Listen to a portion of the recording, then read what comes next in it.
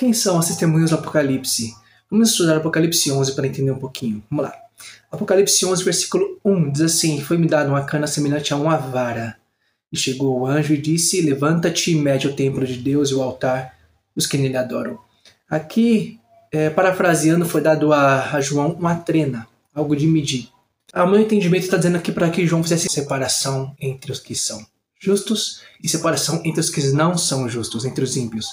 Porque ele diz, para medir o templo, medir o altar e medir também os que nele adoram. O Senhor está fazendo separação entre justos e ímpios. No versículo 2 diz assim: E deixa o átrio que está fora do templo, e não meças, porque foi dado às nações, e pisarão a cidade santa por 42 meses. Assim como o versículo 1 ele diz, deixa o átrio para as nações.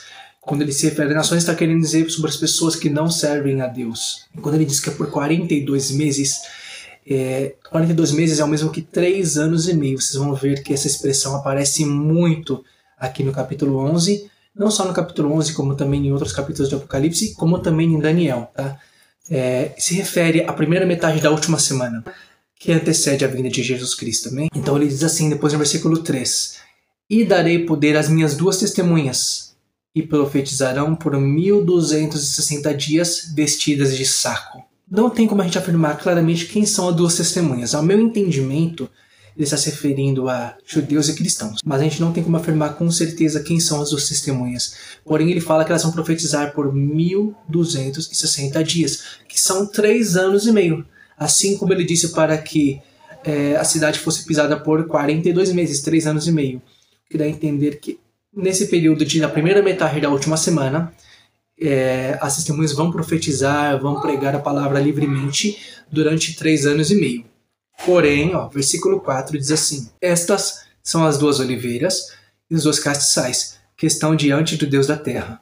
Versículo 5: E se alguém lhes quiser fazer mal, fogo sairá da sua boca e devorará os seus inimigos. E se alguém lhes quiser fazer mal, importa que assim seja morto. Ou seja, haveria uma proteção para o povo santo, tá? Durante esses 1260 dias, durante esses 3 anos e meio, haveria uma proteção. Porém, no versículo 6 diz assim: Estes têm o poder para fechar o céu para que não chova nos dias da sua profecia, e têm poder para ferir a terra com toda sorte de pragas, todas quantas vezes quiserem. Ele está fazendo aqui um paralelo com Moisés e Arão, onde eles estavam onde eles tinham poder para fazer várias pragas à vista do povo, a fim de convencer o povo de que o Deus verdadeiro estava com eles. Amém? E a fim também de colocar temor no coração de Faraó. Nesse tempo da grande tribulação, dá a entender que haverá muitos sinais, muitos milagres da parte de Deus através do seu povo. Haverá muitos milagres.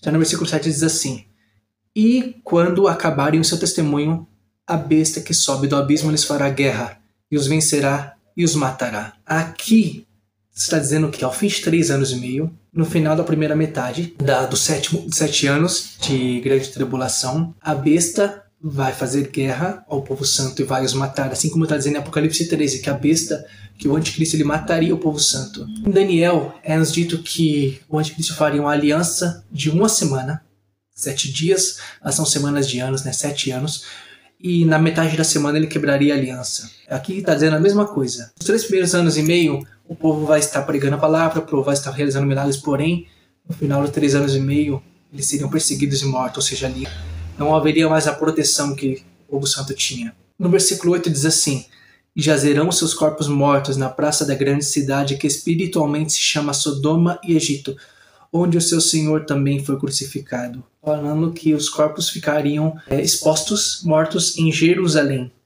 e ninguém os enterraria.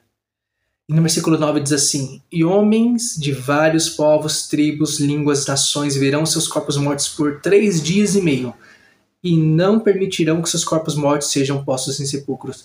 Aqui mais uma vez, 3 dias e meio. A gente sabe que aqui é um símbolo para dias que referem-se a anos. 3 anos e meio os corpos ficariam expostos, que seriam a segunda metade da grande tribulação. Assim como está dizendo em Apocalipse 13, o povo seria perseguido e morto. Em Apocalipse 17 também diz isso, que o povo santo seria morto e venceria o anticristo exatamente pela sua vida. E além disso, diz aqui que o povo do mundo, o povo de várias nações, iriam comemorar a morte do povo santo. No versículo 10 diz assim: E os que habitam na terra se regozijarão sobre eles e se alegrarão, e mandarão presentes uns aos outros, porquanto estes dois profetas tinham atormentado os que habitam sobre a terra. Como é que esses profetas tinham atormentado? Através da pregação da palavra. A pregação da palavra muitas das vezes atormenta quem está no pecado, porque a luz incomoda quem está nas trevas. Esse é um dos motivos que eu acredito que as duas testemunhas é símbolo do povo santo. É apenas um símbolo, porque a gente vai estar pregando a palavra do Senhor, a gente vai estar falando do Senhor, mas o povo nos odiaria, porque a gente vai estar expondo o pecado deles, falando para que eles não aceitassem a marca da besta. E quando surgisse a perseguição, o povo se alegraria com a morte, com a perseguição ao povo santo. Assim como aconteceu no nazismo, né? Os nazistas se alegraram com a perseguição e morte do povo judeu. Não só os nazistas, como aqueles que eram adeptos.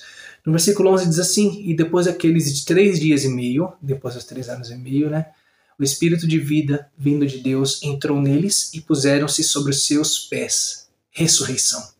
Está falando que os mortos ressuscitarão. E caiu grande temor sobre os que os viram. No versículo 12 diz assim: E ouviram a grande voz do céu que lhes dizia: Subi cá. E subiram ao céu em uma nuvem, e os seus inimigos os viram. Aqui está falando sobre arrebatamento. Assim como está escrito: Importa que os mortos primeiro sejam ressurretos, e depois o Senhor reuniria os 4 cantos dos céus, o seu povo, os 4 cantos da terra, né? Primeiro haverá a ressurreição dos mortos e depois o arrebatamento. E depois diz assim no versículo 13: Naquela mesma hora houve um grande terremoto e caiu 10ª parte da cidade. E no terremoto foram mortos 7.000 homens. E os demais ficaram muito aterrorizados e deram glórias ao Deus do céu. É passado o segundo ai, eis que o terceiro ai cedo virá. No versículo 15 diz assim: E tocou o 7º anjo a sua trombeta, e houve no céu grandes vozes que diziam: Os reinos do mundo vieram a ser do nosso Senhor Jesus Cristo, e ele reinará para todo sempre. Aqui aponta para a vinda do Senhor, está dizendo que o reino foi entregue. Assim como Daniel disse que o reino seria entregue aos santos do Altíssimo. Aqui também está falando que nesse tempo o reino seria entregue a Jesus Cristo.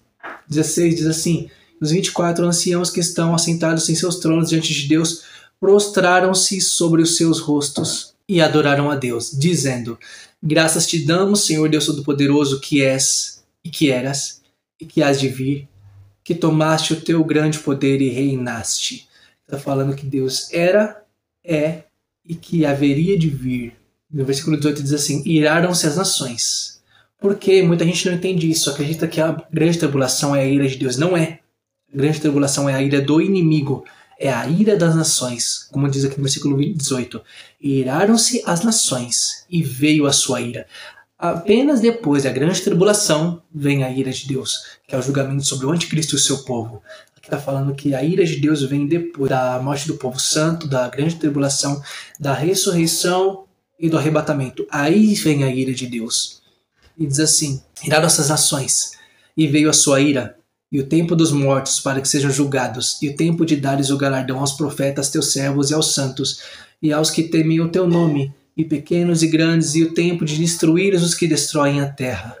Agora, versículo 19 diz assim: E abriu-se no céu o templo de Deus, e a arca do seu concerto foi vista no seu templo, e houve relâmpagos, e vozes, e trovões, e terremotos, e grande saraiva. Assim como a gente acompanhou, o capítulo 11 de Apocalipse é um resumo da grande tribulação, da ressurreição dos mortos, da vinda de Cristo, né? Do arrebatamento e da vinda de Cristo. Porque muitas pessoas pensam que Jesus virá antes da grande tribulação, e não. Jesus ele vem depois da grande tribulação. Depois que o povo é perseguido, depois da perseguição, depois da ira das nações. A ira das nações não é a ira de Deus. A ira de Deus vem depois da ira das nações, depois da ira do anticristo. É necessário primeiro que venha a perseguição, que venha a morte do povo santo, que a gente pague com nossa vida na grande tribulação, para que depois a gente venha a ser ressurreto, e os que ainda estiverem vivos subam conosco, né? Subam com os ressurretos para a glória de Deus. E aí sim Jesus vem. Amém? Como eu disse, não sabemos de certo quem são as duas testemunhas, se são 2 pessoas ou se é o povo santo. Ao meu ver, é o povo santo, é o povo de Deus, os judeus que são convertidos ao Senhor e o povo cristão. Mas a gente só vai saber disso quando acontecer, né? Porém, o que a gente tem de ensinamento é: devemos perseverar, devemos estar preparados para a perseguição, não devemos achar que não vamos passar por perseguições e lutas, vamos passar sim, devemos estar preparados para isso. com o coração em Deus, sabendo que não importa o que aconteça, nós perseveraremos até o fim. Amém? Se é o canal Por Dentro do Reino, se inscreve, compartilha, deixa seu comentário. Até o próximo vídeo. Tchau.